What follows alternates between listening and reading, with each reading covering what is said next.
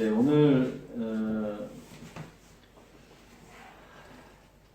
예수와 율법의 비밀 가운데 제가 첫 시간은 이제 예수님과 율법의 관계입니다. 마침 전사님이 오늘 주일 말씀을 다 말씀하셔서 저는 좀 더 오늘 좀 다른 부분으로 좀 중요한 부분을 좀 보려고 해요. 예수와 율법의 관계가 어떤 거냐? 율법을 알아야 된다는 거예요. 율법. 근데 율법을 모르면 복음도 모르는 거예요. 복음도 모르고. 그러니까 많은 사람들이 내가 하나님의 자녀인 줄 알고 거듭난 줄 알고 신앙생활을 하는데 삶하고 신앙하고 일치되지 않는 이유는 뭐냐면 잘못 알고 있어서 그래요. 복음을 잘못 알고 있다는 건 뭐냐면 율법이 뭔지를 깨닫지 못했다는 거예요. 그래서 율법은 굉장히 중요하고 사도 바울이 율법에 대한 이야기를 할 때 우리가 잘 이해하지 못하면 마치 율법은 안 좋은 것으로 생각하지만 율법 자체는 하나님이 주신 선물이기 때문에 굉장히 좋은 거지만 율법을 주신 목적을 모르기 때문에 하나님의 의도를 모르기 때문에 오해하고 있다. 그래서 제가 예전에 과거에 목회할 때는 율법적인 목회를 한 거예요. 그래서 율법 교회의 모습이 있었던 거죠. 그래서 기도를 더 많이 해야 되고 성경을 많이 봐야 되고 가르쳐야 되고 양육해야 되고 이게 율법 안에서의 행함이었었어요. 그런데 우리가 그리스도 안에 들어와서 복음 안에 들어와서 가르치고 복음 안에 들어와서 기도하고 복음 안에서 들어와서 충성하고 이거는 아름다운 거예요. 근데 율법 안에서는 아름다운 게 아니에요. 율법을 주신 목적이 그게 아니거든요. 예를 들면 기도하라 그러면 몇 시간을 해야 되느냐는 거죠. 목사님이 주일날 강단에서 우리 어렵고 힘든데 뭐 기도하는 삶을 삽시다 하면 얼마큼 기도해야 되느냐는 거죠. 성경은 뭐라고 말하고 있느냐는 거죠. 목사님이 말하는 거 말고 성경은 뭐라고 말합니까? 쉬지 말고 기도하라고 되어 있어요. 쉬지 말고 기도하라는 것은 24시간 중에 1초도 쉬는 안 되는 거예요. 하루. 그게 안 쉬는 거예요. 기계가 계속 돌아가면 쉰다 그러면 문제가 될 수 있죠. 원전 같은 거라든지 뭐 공장이 돌아가는 게 잠깐 1초도 전기가 스톱되면 안 되기 때문에 비상 발전기 꺼지는 순간 자동으로 돌아가게끔 다 장치를 해놓잖아요. 이게 쉬지 않는 거거든요. 그런데 성경은 분명히 쉬지 말고 기도하라라고 말씀하고 있다면 성경이 그렇게 말씀하고 있는 의도가 있다는 거예요. 그런데 율법으로 우리가 기도의 삶을 삽시다. 믿음의 자녀들은 기도하지 않으면 안 됩니다. 이렇게 이야기는 하시는데 얼마만큼 기도하라는 건지 기도가 뭔지 정말 프로슈케의 의미를 아는지 엔투시스의 의미를 아는지 엔투시스의 의미를 아는지 그러니까 기도가 뭔지를 모르고 기도는 호흡이고 기도는 내 안에 그리스도와 하나님과 영적 관계가 기도인 거거든요. 그러니까 기도하라라는 건 뭐냐면 내가 하나님 오늘도 이 나라와 이 민족을 위해서 또 뭐 교회를 위해서 자녀를 위해서 또 뭐 내 가까운 이웃을 위해서 또 전도 대상자를 위해서 또 만나야 될 사람을 위해서 사업을 위해서 이렇게 중원부원하는 게 기도가 아니라 성경이 말하는 기도는 뭐냐면 나는 없는 거예요. 내가 죽고 내 안에 그리스도가 산다고 분명히 얘기했기 때문에 내 안에 그리스도와 하나님과 영적 교감이 기도고 그게 쉬지 않고 기도하는 거죠. 그럼 나는 뭐 하는 거냐면 내 안에 계신 그리스도께 순종하고 그 동행하고 그분이 하라는 대로 하고 하지 말라는 거 안 하는 이게 기도라는 거예요. 그래서 기도는 삶과 연결되어 있고 삶 속에서 24시간 기도해야 된다는 거예요. 그러니까 우리가 밥 먹을 때 식사할 때도 막 한참 뭐 기도하고 그러는데 그냥 감사합니다. 하나님 참 먹을 수 있는 입만 있어도 뭐 누구 표현에 그러잖아요. 빌어먹을 수 있는 입만 있어도 감사한 거라고 얻어먹을 수 있는 입만 있어도 감사한 거라고 했잖아요. 그러니까 그냥 오늘 하나님 감사합니다. 일용할 양식을 주셔서 감사합니다. 그러고 먹으면 되죠. 꼭 그 시간에 막 주여 하고 뭐 통성기도하고 밥 먹는 거 우리 뭐 대표 기도 또 이렇게 있잖아요. 식당에서 그런 게 아니라 내가 정말 이 밥도 이거 감사하게 먹으면 되는 거고 설령 기도를 안 하고 깜빡했는데 기도 안 했네 그러지 말고 그래도 감사하게 먹으면 그게 기도고 그런 거잖아요. 그러니까 삶하고 연결되는 거고 결국은 뭐냐면 율법과 복음의 의미를 제대로 알지 못하기 때문에 오는 문제라는 거죠. 오늘 주의 말씀 속에 다 여러분이 들었기 때문에 율법에 대한 이야기를 좀 하려고 하는데 자 로마서 3장 20절 보면 책 35쪽에 있네요. 그러므로 율법의 행위로 그의 앞에 의롭다 하심을 얻을 육체가 없나니 율법으로는 죄를 깨닫게 하니라 이렇게 있습니다. 율법의 행위라는 건 뭐냐면 기도하는 거, 헌신하는 거, 충성하는 거, 헌금하는 거 이런 것들이 눈에 나타나는 현상적 행위잖아요. 자, 헌금 제일 표현하기 좋은 겁니다. A라는 사람은 10만 원을 주중에 헌금을 했고 B라는 사람은 10,000원을 했고 C라는 사람은 1,000원을 헌금했어요. 근데 매주 헌금을 그렇게 하다가 A라는 사람은 갑자기 100만 원을 헌금했고 B라는 사람은 10,000원 하다가 5,000원을 헌금하고 C라는 사람은 1,000원 하다가 헌금을 못했어요. 그러면 율법으로 보면 이 사람은 대단하다. 저 사람 무슨 이유가 있나? 왜 저랬지? 헌금도 안 하나? 이렇게 평가를 하잖아요. 그가 왜 그러는지도 모르고 그러니까 눈에 나타난 현상을 보고 평가하는 게 율법인 거거든요. 율법으로는 10만 원 헌금하던 사람이 10만 원 헌금하던 사람이 100만 원 헌금하고 1,000만 원 헌금하면 대단하고 또 빨리 장로님 안수도 주고 장로 임직도 해야 되고 복음은 그게 아니에요. 복음은 10,000원을 하든 100만 원 하든 1,000원 하든 상관없어요. 안 해도 상관없어요. 잘 들으셔야 됩니다. 안 해도 상관없다는 표현도 뭐냐면 다 하나님 거라는 인식을 갖고 살자는 거예요. 아멘. 내가 내 몸도 하나님 것이고 내가 소유한 소유물도 하나님 것이고 그러니까 사도행전 2장에 초대교회 성도들이 무엇을 했냐면 내 집을 팔아서 가난한 자에게 나눠줬다는 게 영적 깊은 의미가 있는 거예요. 내 집을 다 팔아서 일일이 다 가난한 자를 나눠줬다는 그 의미가 그럴 수도 있지만 또 다른 건 내 것이 아니라고 인정하는 거예요. 여러분이 갖고 있는 게 여러분 게 아니에요.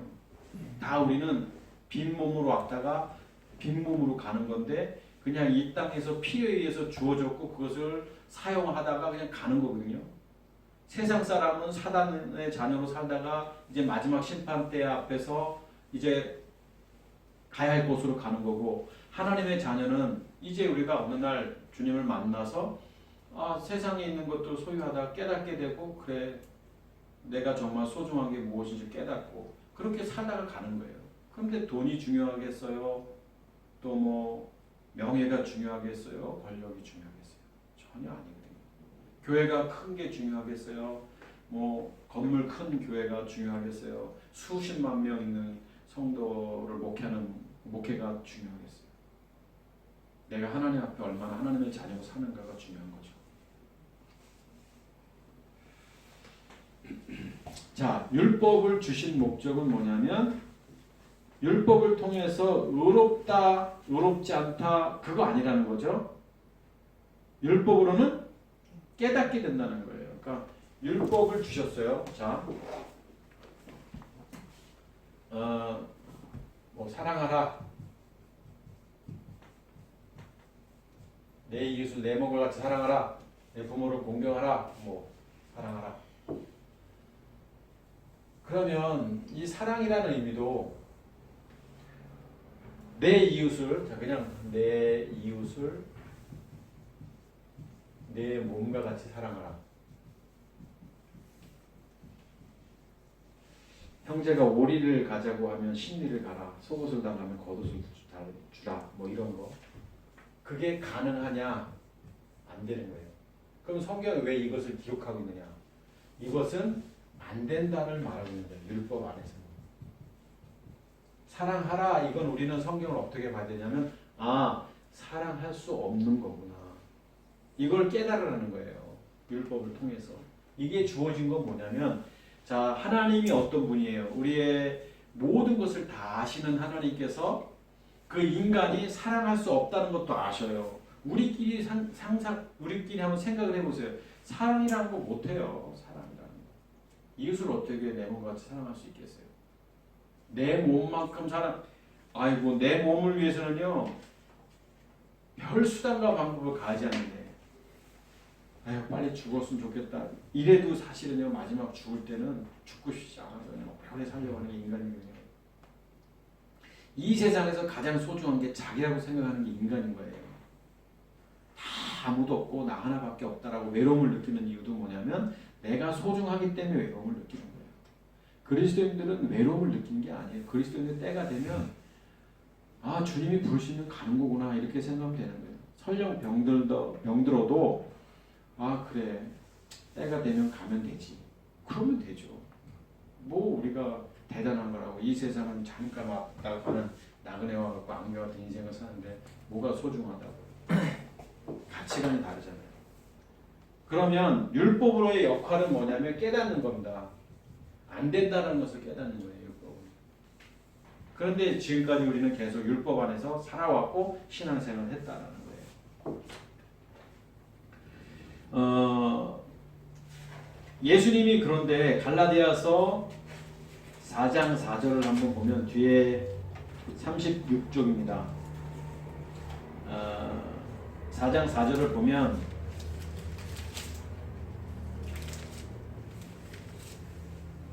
때가 참에 이렇게 되어 있어요. 하나님이 그 아들을 보내사 여자에게 나게 하시고 율법 아래 나게 하셨다 이렇게 되어 있습니다. 때가 차서 하나님의 때가 있는데 그 때가 차서 아들을 보내셨어요. 이때 이 아들이 누구냐면 그리스도입니다. 보내셨어요. 그래서 그 그리스도께서 여자에게 낳았어요. 자, 이때는 누구냐면 예수님이죠. 그리스도께서 하나님의 때가 돼서 하나님의 아들이신 그리스도께서 육신의 몸을 입고 이 땅에 오시는 거예요. 예수님으로. 이 성육신이라고 표현하는데 이때 여자에게서 나게 하시고 이게 이제 예수님이 되셨죠. 잠깐 그리스도가. 그런데 율법 아래 나게 하셨다 이렇게 돼 있었어요. 자, 예수님이 이 땅에 오셨는데 그리스도께서 이 땅에 오셨는데 여자의 몸을 통해서 오셨어요. 성육신 하셨어요. 그건 이해가 돼요. 마리아를 통해서 예수라 하라 천사가 그렇게 얘기했고 그거는 이해가 돼요. 여자에게서. 근데 두 번째 율법 아래 오셨다. 요 부분이 어려운 거예요. 율법 아래 오셨다. 그러니까 율법 아래 오셨다? 그러면 율법이 이렇게 있으면 이게 만약에 뭐 율법이다. 율법. 그럼 율법이 요 아래 오셨다는 건가? 이게 무슨 의미야? 율법 아래 오셨다는 게. 그래서 제가 책에는 그렇게 적어놨어요.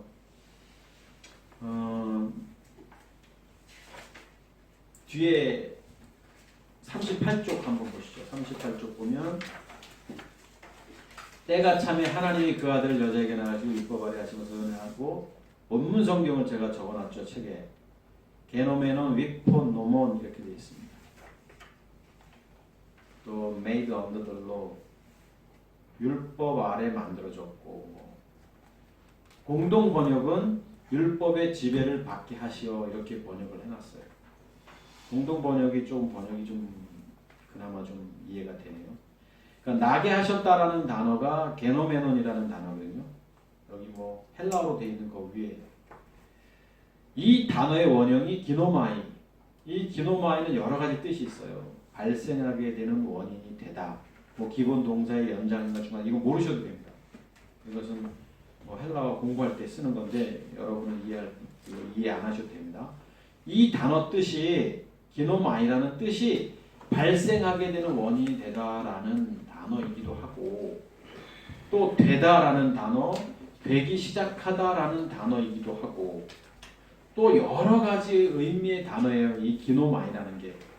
그래서 기노마이라는 단어를 헬라어 사전을 찾아보면 일어나다, 모이다, 되다, 뭐뭇에 일어나다, 스스로 행하다, 되어졌다, 이루어지다, 뭐뭇이 되다, 뭐뭇일 것이다, 뭐뭐할 작정이다. 아주 여러 의미의 뜻을 갖고 있어요.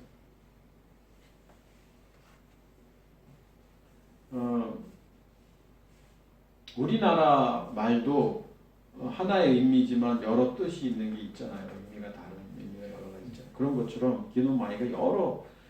근데 성서학자 메튜엘리는 율법 아래 나게 하셨다는 것을, 메튜엘리라는 유명한 성서학자예요. 그 하나님의 율법을 지킬 의무를 가진 유대인으로 오셨다, 이렇게 해석했어요. 율법을 지킬 의무를 가진 유대인으로 오셨다. 뭐 그럴 듯한데 약간 어려워요. 그러니까 율법 아래 나게 하셨다는 것은 그냥 단어적 의미로 보면 되다, 되기 시작하다, 죄경 동사로서. 그러니까 율법이 되셨다, 율법이 되시기 시작했다, 율법이 되시기 위해 오셨다, 이렇게 직역할 수 있다라는 거예요. 그러니까 율법 안에 오셨다라는 것은. 자, 예수님은 율법이 되시기 위해 오셨다.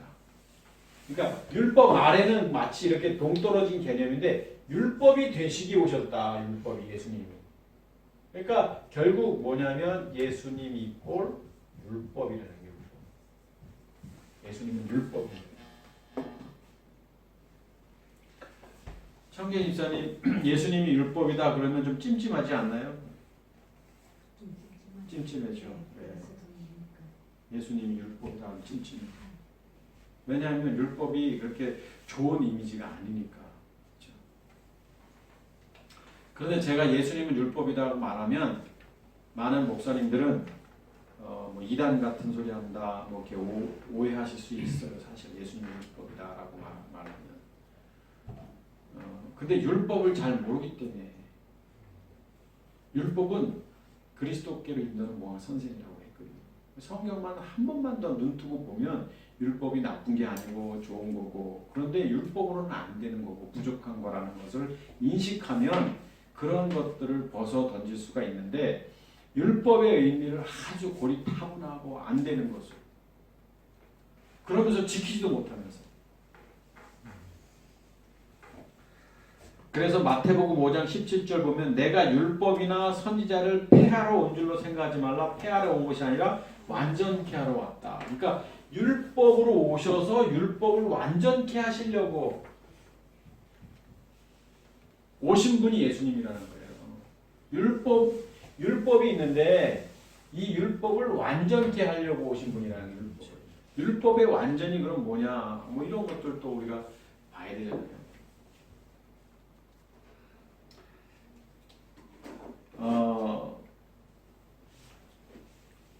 그래서 여기 뭐 제가 도자기 표현을 예로 들었는데, 도자기가 흙으로 만들어진다 39절 그렇게 썼어요. 근데 흙만 가지고 도자기가 될 수 없고, 또 흙을 통해서 형태가 만들어지고 만들어진 형태에 유약을 발라 불에 들어가 굽기를 해야 된다. 그래서 흙은 예수님이시고 불은 십자가라고 생각하면 그것에 구워져야 도자기로 완성되어지는 것처럼 예수님이 이 땅에 율법으로 오셨고, 그분이 십자가의 죽으심을 통해 그리스도로 부활하신 것을 우리는 율법을 완성케 하러 왔다라고 말씀할 수 있다. 이렇게 제가 예를 그냥 들었어요. 그러니까 예수님이 없으면 그리스도가 있을 수 없죠. 그래서 예수님과 그리스도를 구분을 해야 된다라고 제가 얘기하는 거예요. 예수님과 그리스도는 다른 분이고, 다른 분이 아니라 같은 분이지만 다르게 봐야 된다는 겁니다. 성경이 그렇게 말하고 있어요. 로마서 1장에서. 육신으로는 이렇게 표현하고 있어요. 육신으로는 다윗의 혈통으로부터 이렇게 나신 분, 이분이 이제 예수님이에요. 로마서에. 성결의 영으로는 이렇게 돼 있어요. 성결 영. 이 부활하신 주님이라고 이제 표현하고 있는 그리스도, 이렇게 성경이 구분하고 있어요. 그리스도는 요한복음에도 나와 있지만 태초에 말씀이 계시니라, 이 말씀이 하나님과 함께 계시니 이 말씀이 곧 하나님이시니라. 그로 말미암아 만물이 창조되었다. 이렇게 표현할 때 이 그리스도께서 이 땅에 육신의 몸을 입고 마리아 몸을 통해서 여자에게 나신 분이 바로 예수님이라는 거예요. 그러면 이분이 왜 이 땅에 오셨느냐? 율법 아래 오신 거예요. 율법 아래 오신 율법 아래. 왜? 율법은 없애려고 한 게 아니라 완전케 하려고. 완전케 하려고 율법 아래 오신 거예요. 이게 지금까지 이야기거든요. 그러니까 율법은 굉장히 중요한 겁니다. 로마서 한번 보시죠. 오늘 이 말씀을 좀 나누려고 하는데 7장입니다. 로마서 7장을 보면 중요하고 어렵기도 하고 그러나 이해하면 어렵지 않은 말씀이에요. 로마서 7장. 자, 형제들아 1절에 보면 내가 법 아래 있는 자들에게 말하노니 율법 아래 있는 자들에게 말하는데 그 율법이 사람이 살 동안 그를 주관하는지 알지 못하느냐. 율법에 대한 이야기를 막 하시는 거예요. 4절에 그러므로 형제들아 그리스도의 몸으로 말미암아 율법에 대하여 죽임을 당했으니 이는 다른 사람 죽은 자 가운데 살아나게 하시니까 뭐하나 열매게 이런 이야기를 하셔요. 그러면서 우리가 육신에 있을 때는 이게 사실은 몸이라는 단어를 쓰면 좋겠어요. 이게 사르크스라는 의미가 아니라 몸, 소마라는 원래 우리 성경에는 사르크스로 돼 있는데 몸에 있을 때는 율법으로 말미암아 이렇게 성경을 보는 게 좋습니다. 율법으로 말미암아 죄의 정욕이 의지중의 역사의 사망의 열매를 맺게 하셨으니 뭐 이렇게 6절 7절 나오다가 이제 5절 6절 나오다가 7절 이제 중요한 이제 구절입니다. 앞에 부분을 그냥 대충 넘어가는 이유는 시간에 제한이 있어서 그렇고요. 이 지금 7절부터 12, 3절까지 이걸 봐야 이제 이해가 되는데 이거 중요시 여겨서 좀 보려고 합니다. 자, 그런즉 자 우리가 무슨 말을 하겠느냐? 무슨 말을 하겠냐? 율법이 죄냐? 그럴 수 없느니라. 율법이 죄가 아니에요. 율법은 하나님으로부터 온 거예요. 그렇죠? 하나님이 주신 거니까. 율법으로 말미암지 않고는 내가 죄를 알지 못하였으니 율법은 죄가 아닌데 율법이 옴으로 말미암아 죄를 알게 된 거고 곧 율법이 탐내지 말라 하지 아니하였더라면 내가 탐심을 알지 못하였으리라. 자, 쉽게 말씀드리면 뭐냐면 7절은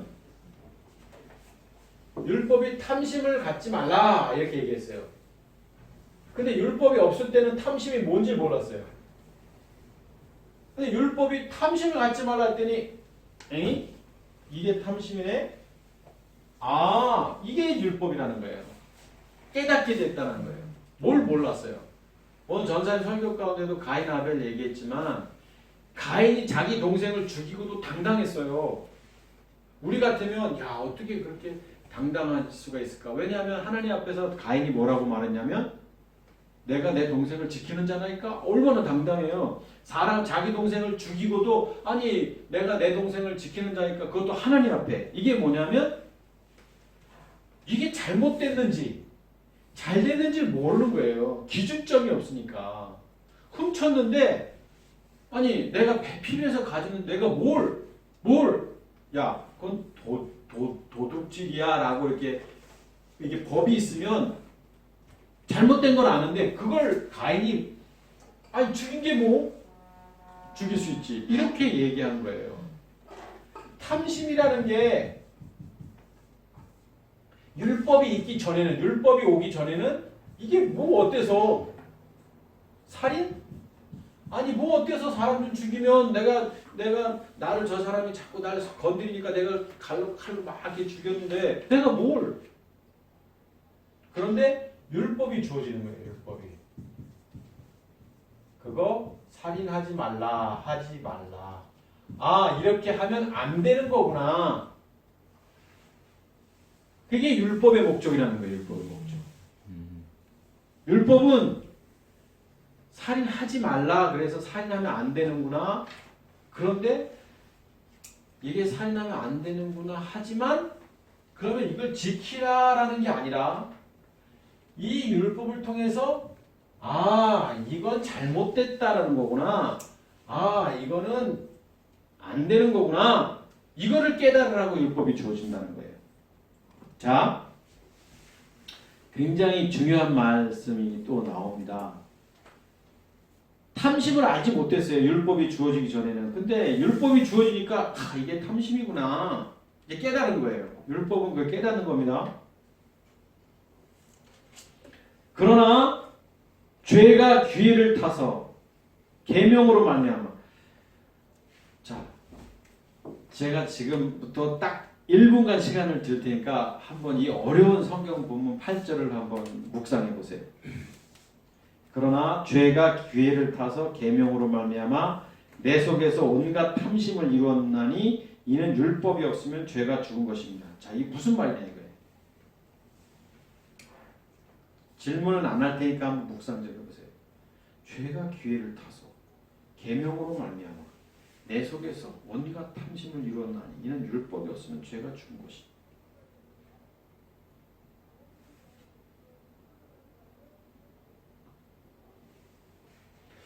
어려워요 성경이 문자적으로 보면.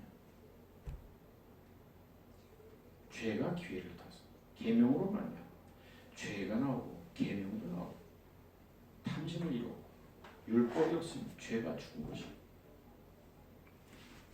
무슨 뜻이죠 이게 대체?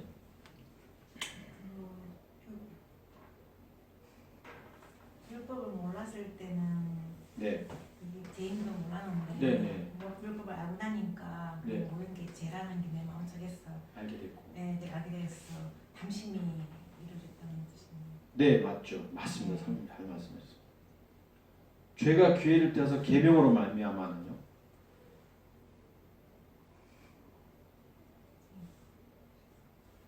그러니까 이거를 좀 제가 그냥 원문 성경을 좀 직역을 해드리면 뭐 여기 단어 뭐 이렇게 헬라 성경에 보면 기회를 타다라는 게 아포르메 람바노이고요. 아포르메 람바노. 그러니까 출발점으로 삼아서 그냥 직역하면 이거거든요. 헬라어 성경 그냥 제가 직역해 드린 거예요. 그러면 죄가 뭐가 출발점이 돼서 계명으로 말미암아. 근데 이 계명이요. 저도 예전에는 이게 어려웠어요. 이게 율법이냐. 근데 이제 계명은 지금 이 사도행전 7장의 본문적 배경을 보고 처음엔 저도 이게 율법으로 생각했던 게 사실이에요. 근데 이 계명은 율법은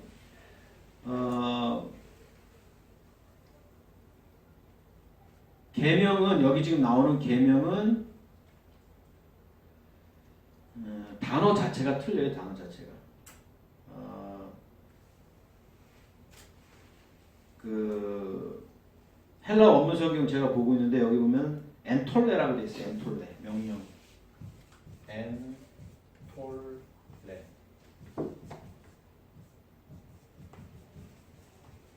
그런 단어로 돼 있고요.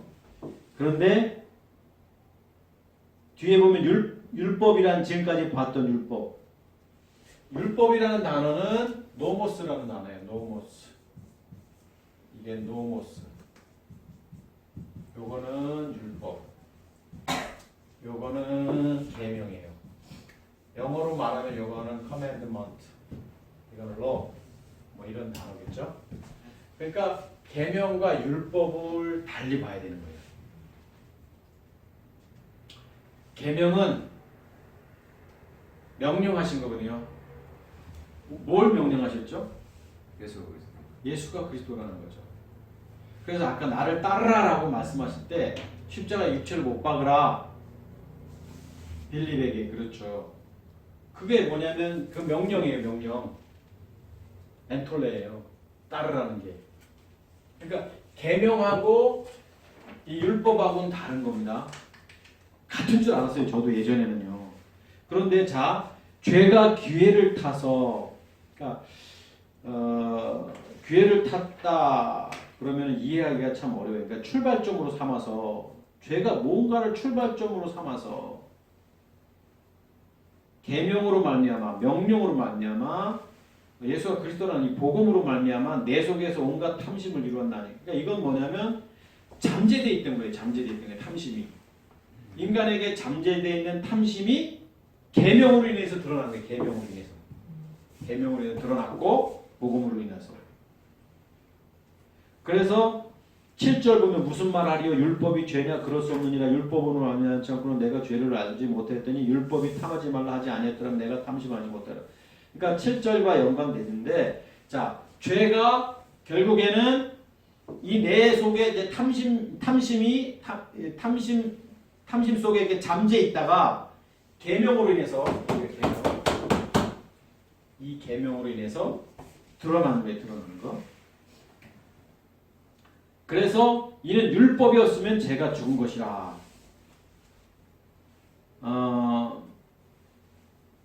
8절에도 지금 이 죄가 드러나는 것에 대한 이야기를 하고 11절에도 보십시오. 11절.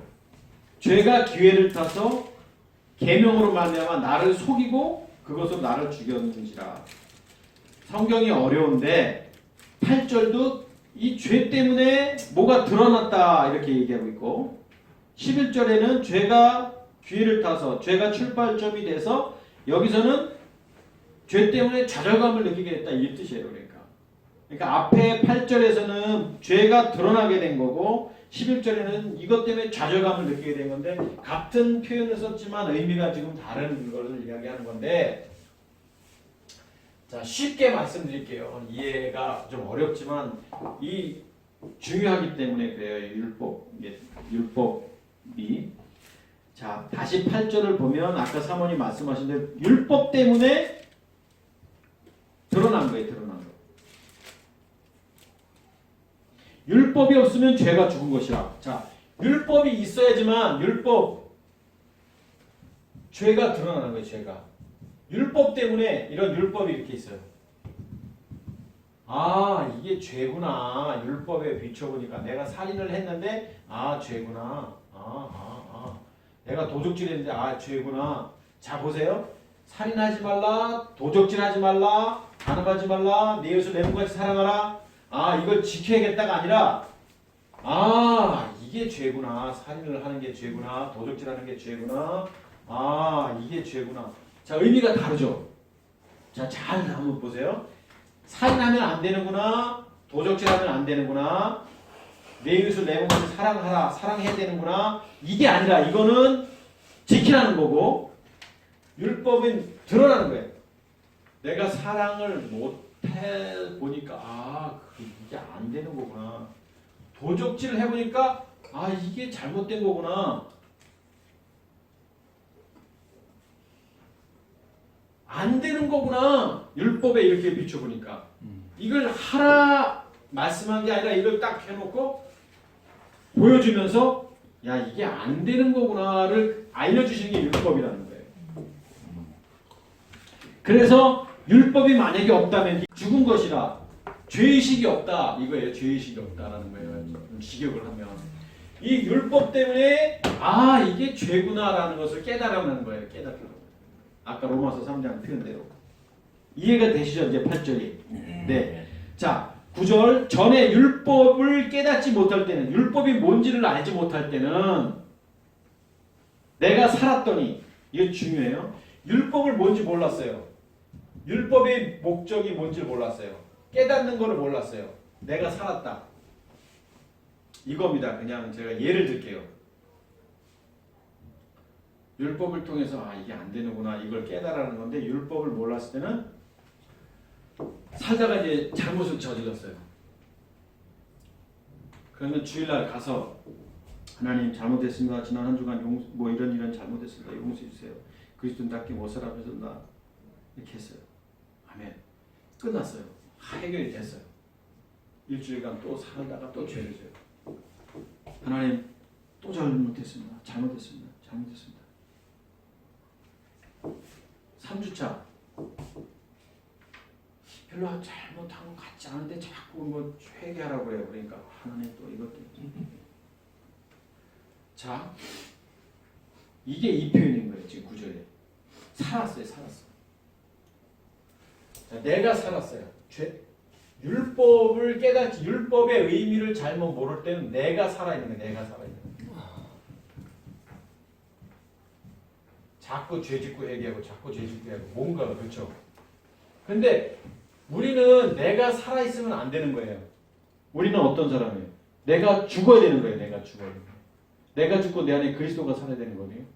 그러니까 율법을 잘 못 알았을 때는 내가 살아있어요. 아무리 율법 안에서 뭐 회개도 하고 뭐 이 율법의 의미도 모르고 안 되려고 안 되는 건데 막 되려고 노력도 뭐 해보고 애쓰기도 했는데 안 돼.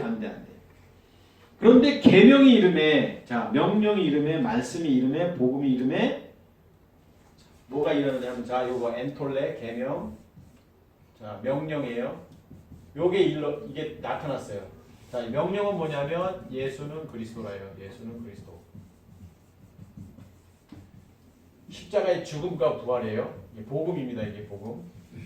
예수님께서 명령하신 거 이 땅에서 제자들에게 아무든지 나를 따라오려거든 자기를 부인하고 자기 십자가를 지고 나를 쫓으라. 자, 이 명령. 자, 이 명령이 이르니까 오니까 죄가 살아나요. 이게 이게 죄였구나. 자, 율법 통해서 이 명령이니까. 그러면서 뭐가 나와요 뒤에? 나는 죽었도다. 이해가 되셔야 되는데. 네, 됩니다. 네. 자, 이게 명령이 계명이 복음이 오니까 나는 죽는 거예요. 율법을 잘 몰랐을 때, 율법 안에 있을 때는 내가 살아있고, 이 명령, 그리스도의 복음, 그리스도의 비밀, 육체를 십자가에 못 박아야 되는 이 명령이 내가 죽는 거예요. 내가 죽는 거. 지금 바울 사도가 지금 이것을 말하는 거예요. 죄가 죽은 것이다. 나는 죽었다. 죄는 살아나고 나는 죽었다. 생명이 이르게 할 그 계명이 생명에 이르게 할 계명이 자 이것은 생명에 이르게 합니다. 이 복음은 이것은 이제 생명으로 인도해요. 생명으로 인도하죠. 예수가 그리스도라는 거. 내게 대하여 도리어 사망에 이르게 하는 것이 되었다. 나 죽으라잖아요. 죽으라는 거잖아요. 이 복음이 이 명령이 사망에 이르는 것이 돼요.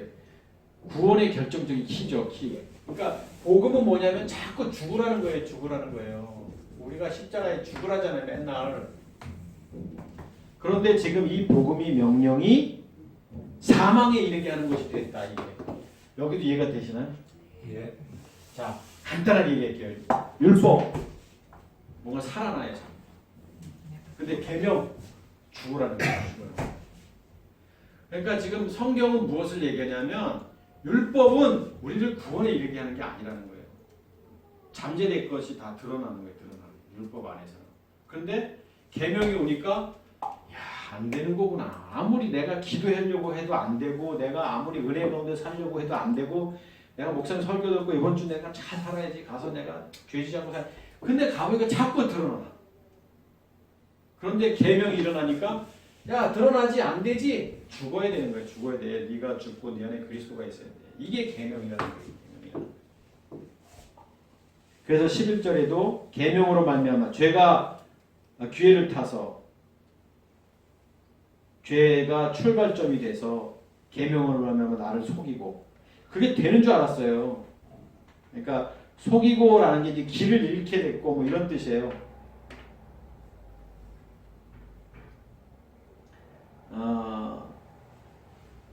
헬러 성경을 보니까 엑사파타오 이렇게 돼 있네요. 그러니까 속이다. 이게 뭐 길을 잃어버리다 이런 뜻이에요. 그러니까 길을 잃어버리게 돼요. 계명 때문에 뭔가 이렇게 됐고 그것으로 나를 죽였는지라. 그러면서 12절 율법은 거룩하고 율법은 거룩한 거예요. 노모스는 율법은 거룩한 거고 계명은 거룩도 하고 의롭기도 하고 선하기도 한 거예요.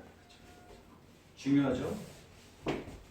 저도 이게 똑같은 의미인 줄 알고 그냥 해석을 했었어요. 예전에는 율법은 거룩하고 선하고 의로운 거다 이렇게까지 불과 얼마 전까지 그랬는데 성경을 보다 보니까 율법은 거룩하고 율법 아래 오신 예수님 거룩하죠. 계명은 거룩하고 의롭고 선하고. 자, 한번 보세요. 율법은 거룩하고 의롭고 선한 것이다라고 표현하지 않고 율법은 거룩한 것만 얘기해요. 계명은 거룩하고 의롭고 선한 것이다라고 얘기해요. 의가 빠졌고 선도 없어요. 예수님이 의로운 분이 아니고 선하신 분이 아니란 그런 의미가 아니에요. 이 율법은 뭔가 좀 부족한 거예요. 부족한 거예요. 계명은 여기 이제 그리스도죠. 그리스도의 복음. 이건 율법 아래 오신 예수님이죠. 거룩하고 의롭고 선한 거예요. 그래서 우리가 내가 죽고 내 안에 그리스도가 계셔야지만 거룩하고 의롭고 선하신 그분이 내 안에 계심으로 인해서 내가 의로워지는 거고 선해지는 거예요. 결국 뭐냐면 자 이제 정리를 할게요. 좀 어렵게 왔어요. 로마서 자체가 어려워요. 근데 쉽게 다시 한번 표현하면 율법이 뭐냐? 율법은 깨닫게 하는 거다. 율법이 옴으로 인해서 아 이게 죄구나를 깨닫는 거예요. 깨닫는 거. 근데 이것 갖고는 안 되는 거예요. 계명이 와야 되는 계명. 이게 복음이에요. 복음. 이건 뭐냐면 십자가의 죽음과 부활이에요. 죽음과 부활. 자, 율법으로는 안 되는 겁니다. 뭐가 안 되냐면 아무리 지키려고 해도 안 되는 거예요. 아무리 선하게 살려고 해도 안 되는 거예요. 자, 이거는 죽는 거예요. 내가 죽고 나는 죽었다 이렇게 되잖아요. 나를 죽였다. 나는 죽었다. 나는 죽었도다. 계명의 이름에 죄는 살아나고 나는 죽었다. 이런 표현을 씁니다.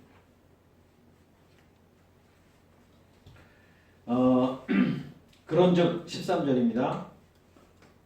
선한 것이 내게 사망이 되었느냐? 그럴 수 없다. 선한 것, 계명. 오직 죄가 드러나게 하기 위해서 선한 그것으로 말미암아 나를 죽게 만들. 자, 복음으로 말미암아 계명으로 말미암아 나를 죽게 만든 것이죠. 내가 죽어야 되니까. 이는 계명으로 말미암아 죄로 심히 죄되게 하려 함이라. 아, 난 죽어야 되는 거구나. 십자가에서. 우리가 율법은 신령한 줄 알거니와 율법은 나는 육신 몸에 속하여 죄하에 팔렸도다. 죄에 복종하게 됐다 이거예요. 죄. 아, 조금 어렵긴 하네. 로마서는 확실히. 아, 전사님이 제가 할 강의를 다 해가지고 제가 오늘 다른 부분을 한 거예요, 일부러. 자, 이제 오늘 낮에 주일 말씀하고 잘 기억해 보시면 이제 이겁니다.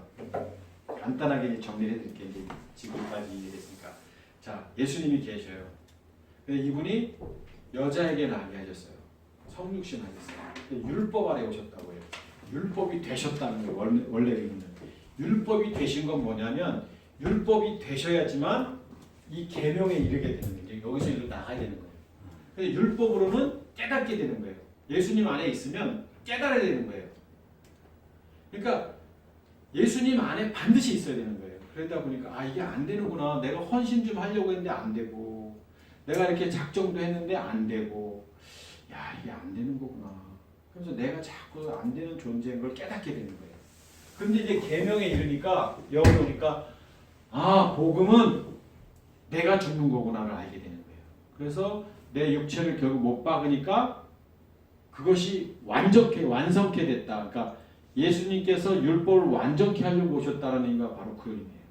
그러니까 그리스도가 되심으로 인해서 이것이 이 율법이 이제 부족했던 부분들이 다 이루어지는 거예요. 그래서 예수님께서 십자가에 못 박혀 돌아가실 때 마지막 하신 말씀이 다 이루었다라고 말씀하시는 거예요. 율법을 다 이루었다. 테텔레스타이 완전케 된다. 자 그러면 왜 우리가 예수님과 그리스도를 자꾸 구분하느냐? 성경이 구분하고 있기 때문에 그렇고 같은 분이지만 왜 그렇게 구분지어서 생각해야 되냐면 율법 아래 있는 삶하고 복음 안에 있는 삶하고는 다르기 때문에 그런 거예요. 율법 안에 있는 삶은 불완전한 거예요. 아무리 하려고 해도 안 돼요. 저도 30년 넘게 율법 안에서 살면서 목회하면서 그렇게 독려했고 권했지만 안 바뀌어요. 사람은 똑같아요. 바뀐 것 같아도 안 바뀌는 게 율법이기 때문에 그래요. 근데 복음 안에는 내가 죽는 거예요. 죽는 거. 내가 하는 게 아닌 거예요. 내 안에 계신 그리스도가 하는 거예요. 그래서 더 계속 우리가 공부하고 나누겠지만 예수님은 그리스도께로 인도하는 몽학 선생이다, 초등교사다 이렇게 나왔습니다. 3장 23절만 보고 마치도록 하죠. 갈라디아서 3장. 오늘 이따가 마지막 시간에 이제 이 갈라디아서 볼 거거든요. 3장 23절 보면 306쪽입니다. 믿음이 오기 전에, 그리스도가 오기 전에 율법 아래, 예수님 아래 매인바 되었고 계시될 믿음의 때까지, 이제 그리스도가 오실 때까지, 십자가에 못 박혀 돌아가시고 부활의 때까지 우리는 예수님 안에 갇혀 있었고, 이같이 율법이, 예수님이 우리를 그리스도께로 인도하는 초등교사가 되어 우리로 하여금 믿음으로 말미암아 그리스도로 말미암아 의롭다함을 얻게 하려 함이니라. 그러니까 율법 안에 있을 때는 의롭지가 않고 인도하기 위해 여기에서 이쪽으로. 그래서 예수님은 세상에 빛으로 오셨고 이 예수님을 따르는 자는 생명의 빛으로 나아가리라 이렇게 말씀하잖아요. 그래서 믿음에서 믿음으로 나아간다 이런 얘기를 하죠. 조금 어렵긴 하지만